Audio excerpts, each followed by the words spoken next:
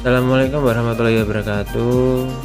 Perkenalkan, saya Wisam Ulwan Cahya dengan NIM 2081020122122.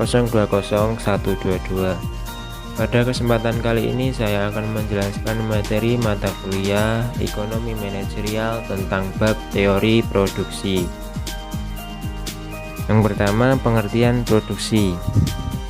Produksi merupakan suatu kegiatan memproses input menjadi suatu output. Dan di sini juga ada pengertian mengenai beberapa produksi lainnya. Di antaranya yang pertama yaitu produksi jasa. Merupakan kegiatan menambah daya guna suatu benda tanpa mengubah bentuknya. Yang kedua, produksi barang merupakan kegiatan menambah daya guna suatu benda dengan mengubah sifat dan bentuknya. Selanjutnya, fungsi produksi. Fungsi produksi memberikan hubungan teknologi antara kuantitas input fisik dan kuantitas output barang. Fungsi produksi menentukan tingkat output maksimum yang dapat diproduksi dengan sejumlah input tertentu atau sebaliknya. Dan berikut adalah rumus dari fungsi produksi, yaitu Q sama dengan F kali K kali L kali R kali T.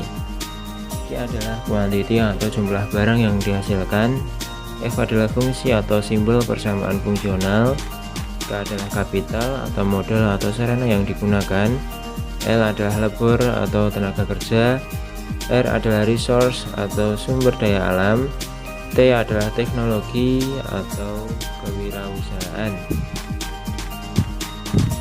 Alternatifnya, fungsi produksi dapat didefinisikan sebagai spesifikasi kebutuhan input minimum yang diperlukan untuk menghasilkan jumlah output yang ditentukan, dengan asumsi bahwa output maksimum diperoleh dari input yang diberikan, memungkinkan ekonomi untuk memisahkan diri dari masalah teknologi dan manajerial yang terkait dengan mewujudkan hal tersebut. Yang selanjutnya yaitu produk total, rata-rata, dan marginal. Produk total disebut juga total produk atau TP, adalah keseluruhan hasil atau produk yang didapatkan selama proses produksi. Yang kedua, produk rata-rata disebut juga average product atau AP, adalah jumlah rata-rata produk yang diperoleh selama proses produksi.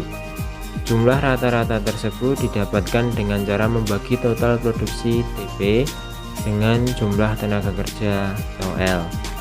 Yang ketiga, produk marginal disebut juga tambahan produk atau marginal product atau MP, adalah tambahan dari total produksi yang dapat diperoleh karena unit faktor produksi mengalami pertambahan. Konsep pada produk total ini digunakan untuk menggambarkan hubungan antara output dengan hanya ada satu input yang berubah-ubah yang digunakan dalam sebuah fungsi produksi.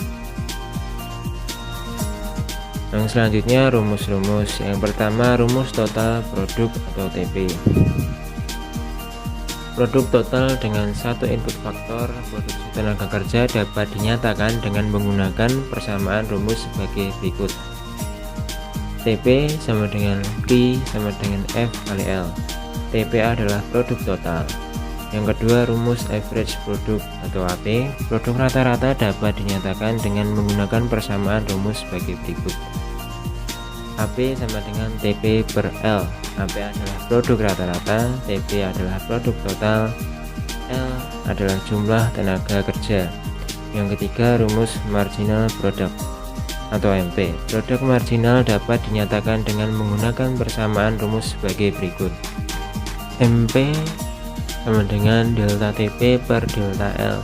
MP adalah produk marginal, delta TP adalah perubahan tambahan produk total, delta L adalah perubahan tambahan tenaga kerja. Dan selanjutnya, the law of diminishing return. Jika hanya satu input faktor produksi yang dapat diubah secara terus-menerus, maka akan berlaku suatu kondisi di mana pertambahan outputnya akan semakin berkurang secara terus-menerus. Kondisi ini yang disebut dengan hukum pertambahan hasil yang semakin berkurang.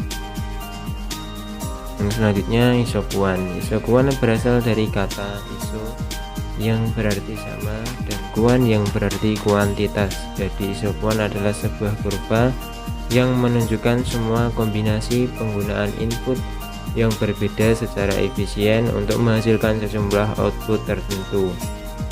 Dan berikut adalah gambar mengenai kurva isokuan. Bisa dilihat. Selanjutnya, karakteristik kurva isokuan.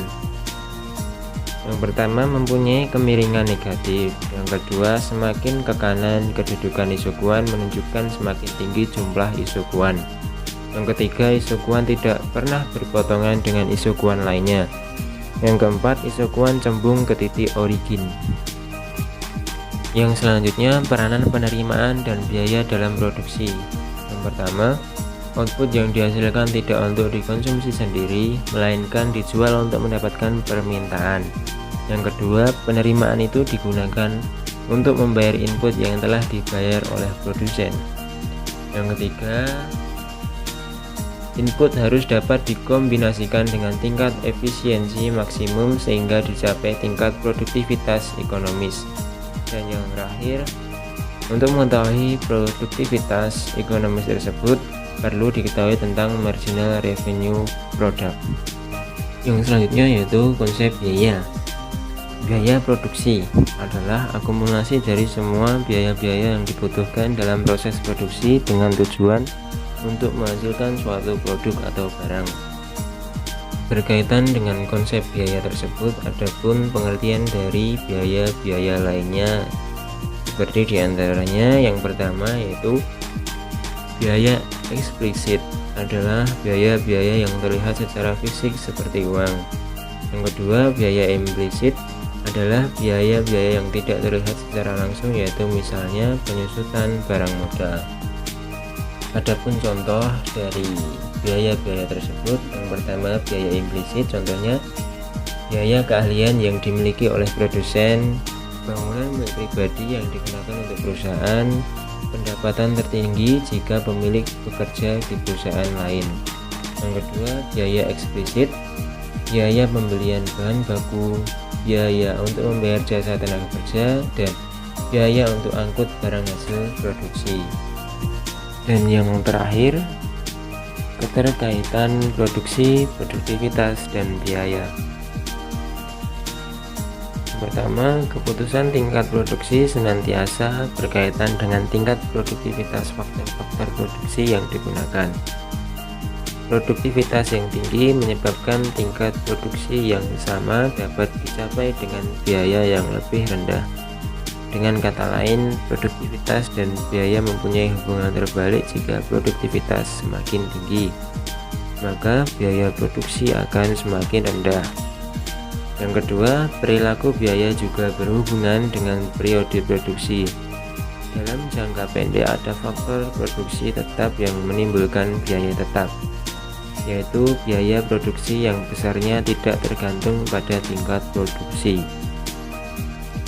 Dalam jangka panjang, karena semua faktor produksi adalah variabel, biaya juga variabel, artinya besarnya biaya produksi dapat disesuaikan dengan tingkat produksi. Sekian penjelasan dari saya. Terima kasih untuk waktunya dan apresiasinya.